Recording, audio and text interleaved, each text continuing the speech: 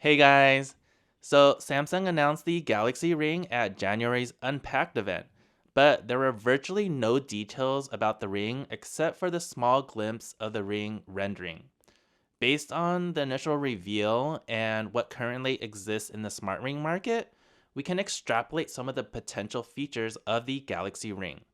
So, in this video, I'm going to go over the current market for smart rings, the details we know about the Galaxy Ring, what I think Samsung needs to get right on the ring, and my prediction on features for the ring. Let's get into it. So, first of all, why does a smart ring need to exist? We currently have smartwatches that already track and monitor our health and activity. So, it's not about what it does, but what it is physically. Watches are bulky and aren't meant to be worn all the time.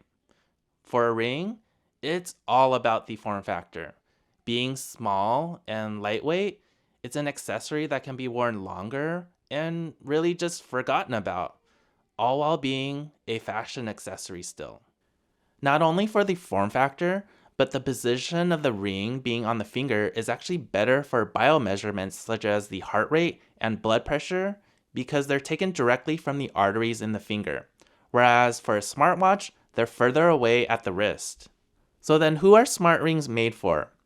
So if you're interested in the ring, then you've probably have decided that you're okay with wearing one. So then it becomes whether you're a person that would rather wear a ring versus a smartwatch, like myself, and or you prefer the simple and small form factor. It's designed for those that want the health monitoring and tracking in the most simplest and minimal form. No screens or extra bells and whistles. So next we'll go over the current competitors in the smart ring space. So smart rings are not new. There are a number of companies that have been developing smart rings for years. Oura is one of the most well-known and most popular amongst them. They have been developing smart rings since 2015 and have quite a number of patents covering their smart ring tech. Their rings range from $299 to $349 depending on the design. And they have a 6-month subscription for viewing data. Ultrahuman has their Air Ring, which they claim to have the world's most comfortable sleep tracking wearable. Reviews have said it is the lightest and most comfortable ring, priced at $349 with no subscription fee. One important thing to note is that there is a pending lawsuit filed by Oura against Ultrahuman for copying Oura's smart ring. And also a few more smart rings are RingCon, the circular ring, the upcoming Helio ring by Amazfit, and there are a number of overseas brands you might find on the big marketplaces. So now that we know about the current smart ring competition, let's talk about the Galaxy Ring. Based on the announcement at January's Unpacked, we know that it's going to be part of the new Samsung Health with their Galaxy AI and what they're calling intelligent health. Based on this post, we know the following about the Galaxy Ring. It's going to come in 3 finishes, have ring sizes up to 13, and will be coming out before the end of the year.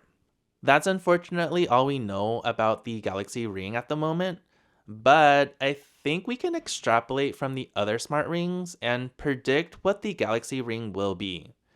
But before I get to those predictions, there are a few things I think Samsung needs to get right for the Galaxy Ring in order to be successful. First, with the lawsuit filed against Apple by Massimo for infringing on their blood oxygen sensor in Apple's newest smartwatches, I think Samsung will make sure their smart ring doesn't violate any of Aura's patents.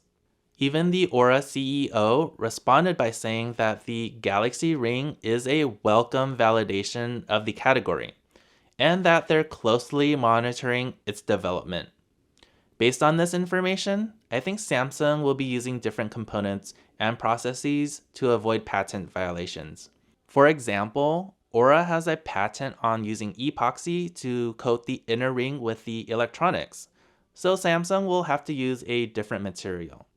My guess is that it will be some kind of hybrid glass material like in our phone screens.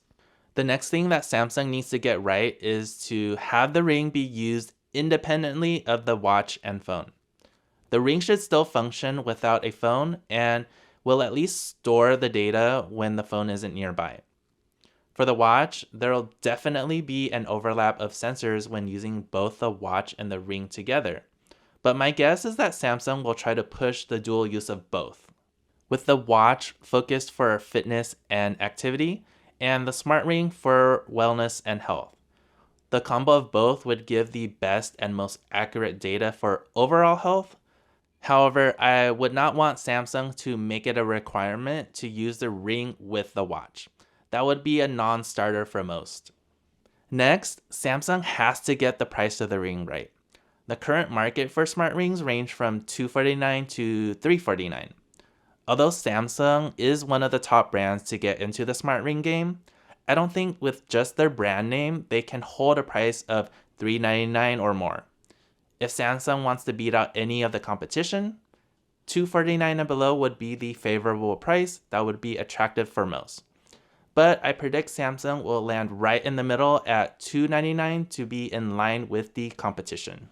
And next, I want to touch on some of the nice to haves, but these are not expected at all since there's only so much that can be packed into a ring form factor. And these are non-essential if Samsung is pushing for a sleep and wellness device. First, contactless payments via the ring would be nice, but it is redundant if you are already wearing a smartwatch, and you'll have your phone anyway. Another nice thing to have would be a true wireless charging solution where I can just drop the ring onto a charge pad instead of using some proprietary charger. And lastly, some gesture controls would be nice. Gesture controls to answer or reject calls, and when to take photos.